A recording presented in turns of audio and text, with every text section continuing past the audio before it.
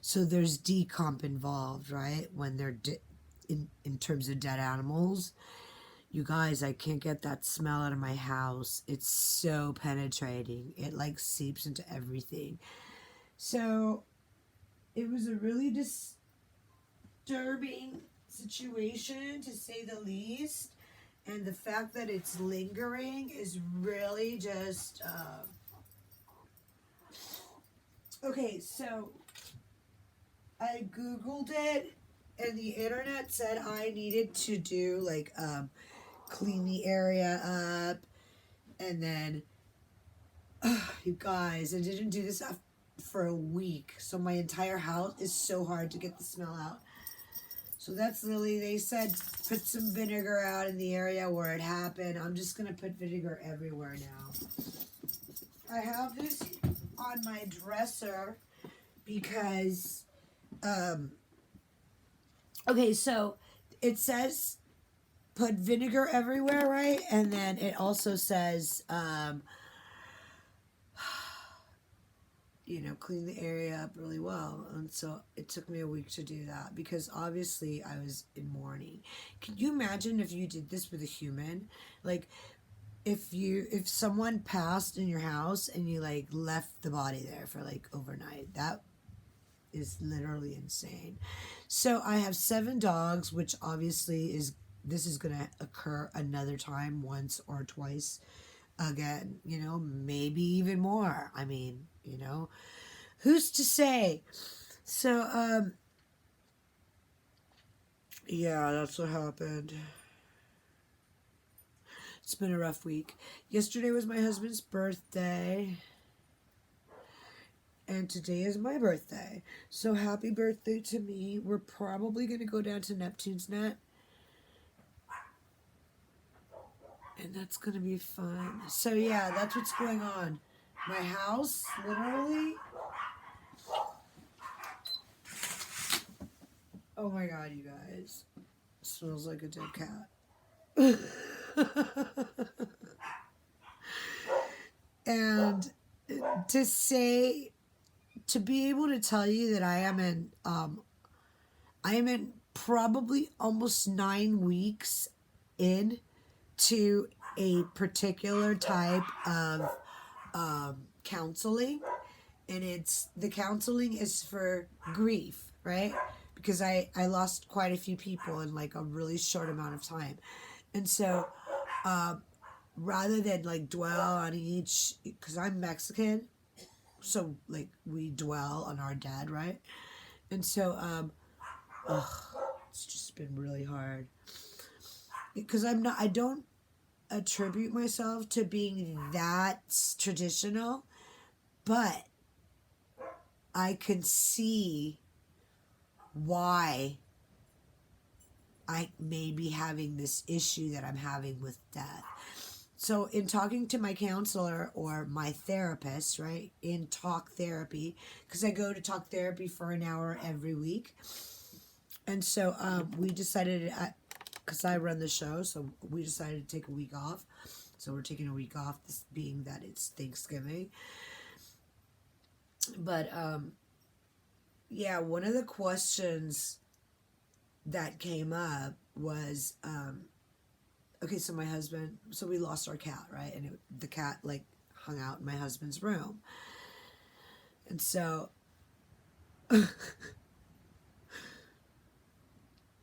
she goes, so what? I go, well, you know, so the cat died. And she's like, so what happened? And I'm like, well, my husband asked me to touch it. And I was like, not gonna happen. And she was like, whoa. She's like, so you really have a problem with death. Yeah. So the last funeral that I was at, I filmed the entire thing. And not actually, you know, with the intent of uploading it to YouTube. However, I knew that some of the footage would eventually get uploaded to YouTube. But I filmed it, like all of it.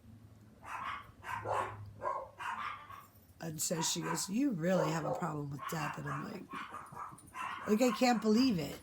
It's hard for me to believe that someone like passes and, like is no longer with us. Like it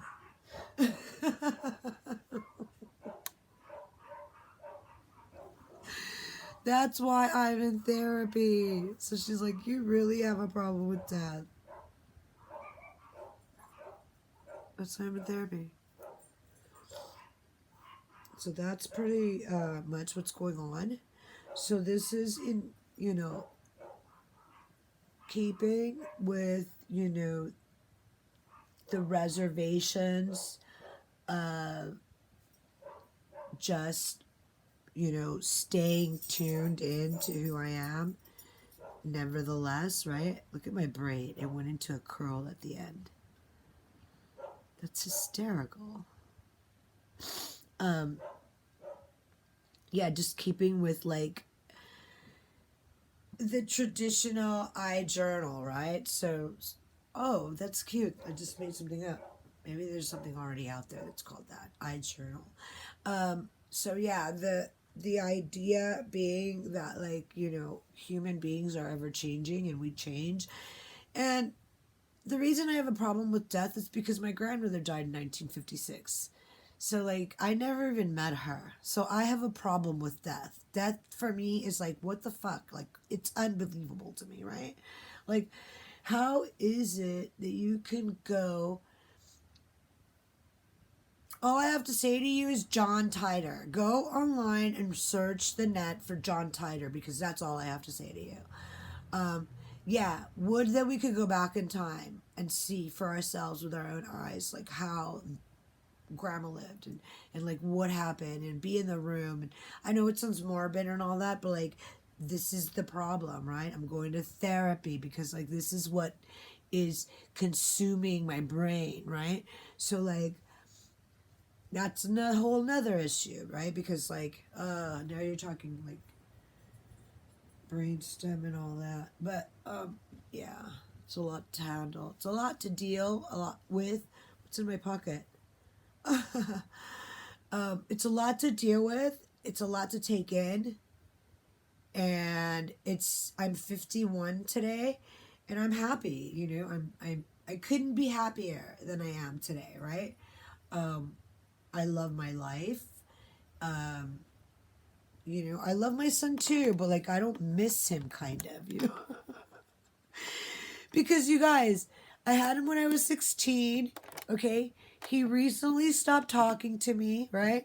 After living with me for like 6 years, however many, and just literally treating me like a freaking hotel. Like he just comes and goes, comes and goes.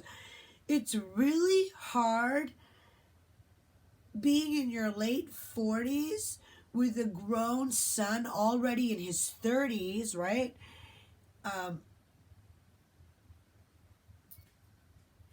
And being in a relationship for 20 years. Because now you're talking, there's not two of us in this relationship, there's three of us in this relationship. So the fact that he just up and left, right? Without saying a word, without saying goodbye, without saying like, hey, I'm going to take off for a few days and then maybe not ever seeing him again. That wasn't the case. And he's an only child, so I get it. Only childs get away with all kinds of stuff, right? But like at the end of the day, like my life is on the line here, I had you when I was 16. Like I love you, but you gotta like fly your wings. Like go, like go hatch some babies,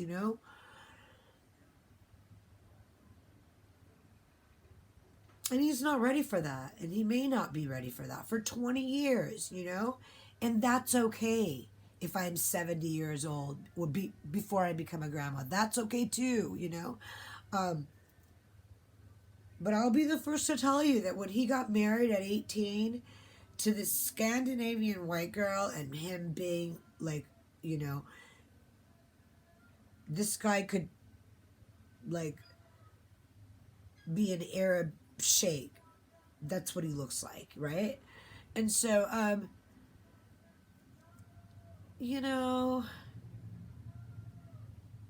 I was, first of all, they were totally like kids, right? But then she followed him into the Air Force and the service, and that went fine and all that. I mean, it showed that she was, worthy. But it didn't work out, they were too young. The relationship was doomed from the start. Their therapist told him that, because at the end of the day, everybody goes to therapy, right? I mean, I'm going to assume everybody goes to therapy. So I'm going to assume that you guys know what we're talking about and what we're dealing with when we talk about our issues. Our issues aren't just our issues. They're shared with other people, a third party, right? Because this is the new age. This is who we are as a nation today. I mean, or we wouldn't have Better Up, right? I mean, we are a problem-solving nation. We don't want to completely be immersified in the problems. We want to know what the dynamics are and how we can fix it. So yeah, I love my son, but like shoe fly. Well, no, not shoe fly, but you get the idea, So basically, this was the first Thanksgiving for me, obviously. Not for my husband, because for my husband, it was last Thanksgiving, his first Thanksgiving, just being us two, him and I, right? And we've been together 20 years, you guys. 20 years. He had his child at 21. I had mine at 16. And this is the first Thanksgiving that we actually have together. Aside from everybody else, like, and family. Like, obviously, there's a pandemic in effect, but I mean, to say that we have hit a milestone is not even, doesn't even describe it, So, I love my husband, I love my son, I love my stepdaughter, and I love the kids and the husband and the wives, right? Plural.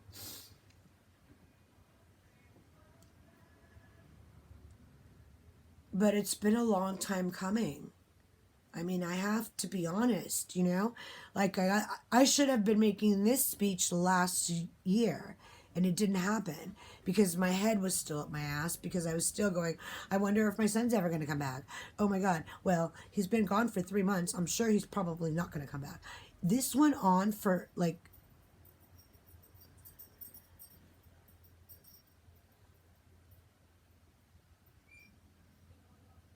and there's more to the story, but like, I don't want to get into it right now because it's my birthday. And I'm not one to celebrate my birthday, but I love every new year in my life, right? Tomorrow's Hanukkah. Wow. I'm not a decorator because I'm the decorator, right? I when you have me in your house, I should be enough for you. You shouldn't have to look around anymore because I'm decorating your house with me, my presence, right? Isn't that the way every woman feels? If you don't feel that way, I have problems with you. And I have questions like, why? Why don't you feel that way? What happened to you? Right? I was raised by a narcissist. My mother constantly told me I was beautiful.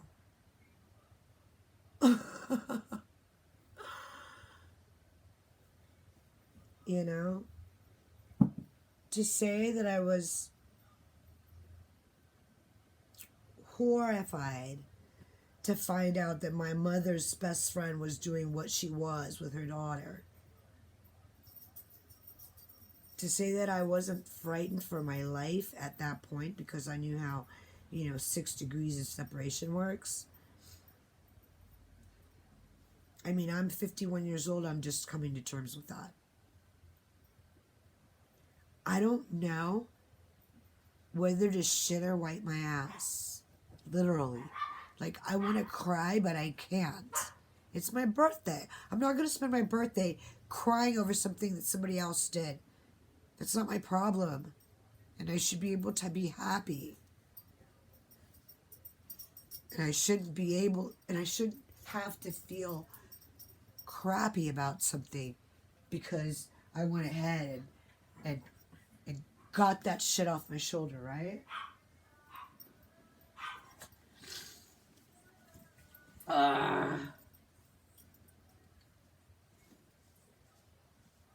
Yeah, people commit offenses against you. It happens.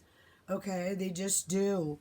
It's hard to get over these offenses that people commit against you. And these offenses, they creep up at the most inopportune times, and you're just kind of like left with your mouth agape, going, "Did that just happen? Like, am I literally like going through this whole like plot twist?"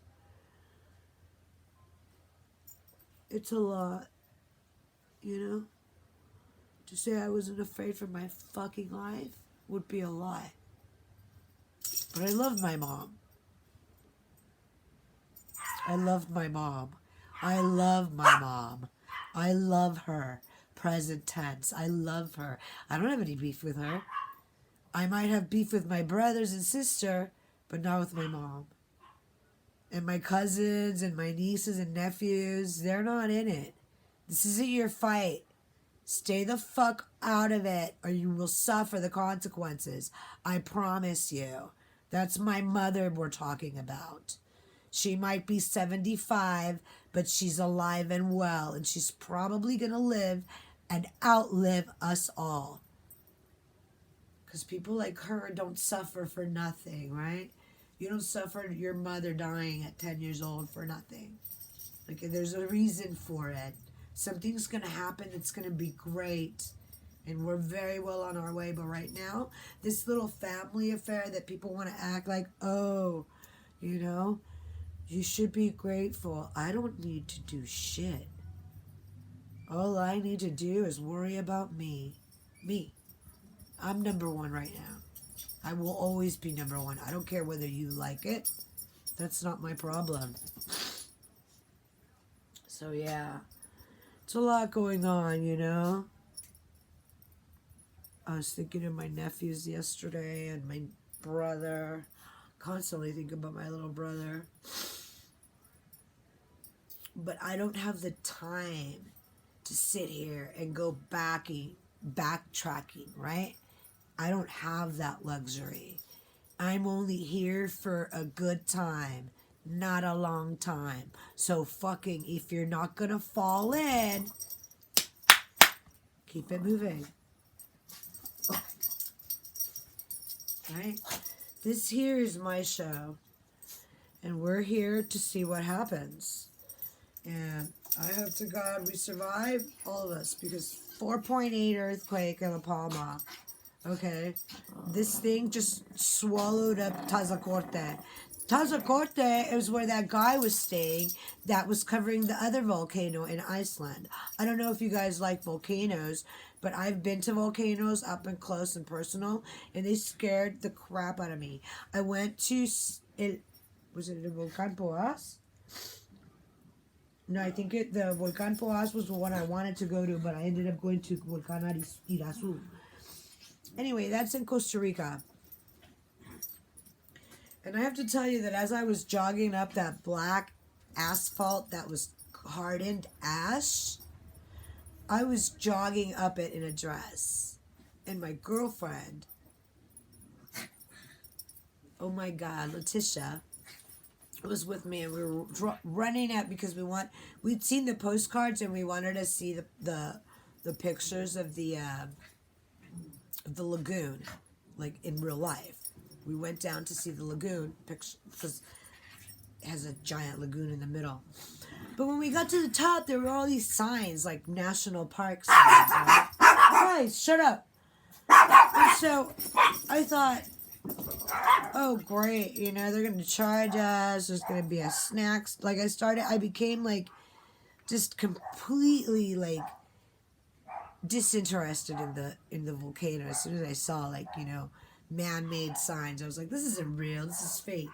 And so I got up to the top of the volcano, I read the signs, I stopped running, jogging, and, you know, the rest of the family caught up, and it was Grandpa and his niece and his nephew Oscar, and Oscar's niece and nephew that were grandpa's great niece and nephew. And so the two little kids spoke English. And I was there with my friend, I believe she's born in Brooklyn. And so she's a Puerto Rican girl. And I was 21 or 22 years old. No, 21. Or no, I was 20 years old. And just before I turned 21. And I remember just thinking to myself, oh my God, you know, like there's no lagoon up here, you know, just totally disappointed. And the next thing I remember is that we were standing next to a wall. You know, obviously there were like buildings, like bathrooms and stuff. And in the cloud, we were literally in a cloud, and the cloud, like, just the road turned into the cloud. And then you could either keep going or that was enough. And we were like, okay, we've seen it. Because it was so cloudy you couldn't see anything. So we did not get to see the lagoon. And I don't remember if it was El Volcán Poás or El Volcán Irasu, but it was one of those two. 5 points on the Richter scale is a considerably large earthquake. So you can think of well, depending on how it rolls, right? In California, the earthquakes on the San Andreas go up and down, and so they could go like this, right? Yeah, it feels like you're going to kiss your ceiling, but you don't, because the whole ceiling falls back down to the floor, and then it happens again. It's very fucking weird. And you could hear it coming because it roars like thunder. The earthquake sounds like a train, like a locomotive. And you can hear it like a monster is approaching you. That's what it was like living in the city of Northridge. Well, I didn't live in the city of Northridge. My boyfriend at the time, this guy, Greg Bolger. And I had to get up and run across town and see if my family was okay. My son was with Grandpa at the time in 94. That was January 17, 1994. I'm a date rememberer, right? My therapist says I have a memory like an elephant. Anyway, I'm gonna go ahead and smoke this. I'm gonna go outside, and my husband wants to go to Neptune's nap, but I caught him looking at Duke's menu. And I love Duke's because we have a dog named Duke. All right, guys, it's my birthday. Happy birthday to you if it's your birthday. If your birthday's coming up, or if it was yesterday or the day before or in the past, happy birthday belated. If your birthday's coming up, you go, girl, and celebrate your ass off, man. I'll give you guys some updates and tell you some more stories. That volcano is beautiful, though. Happy birthday to me. Like and subscribe. 51. Yay.